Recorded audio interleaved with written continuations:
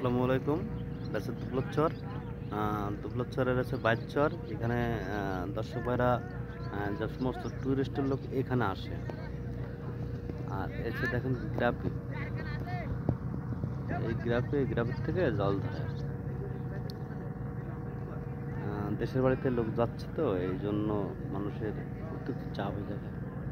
এনারা বাড়িতে যাবে। প্রচুর লোক যাচ্ছে সব গ্রামের বাড়িতে বেড়াতে।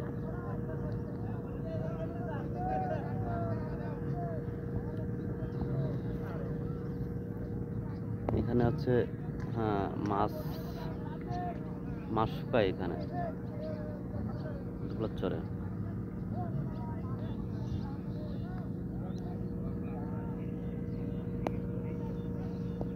সব মাছ শুকায় বালিচর।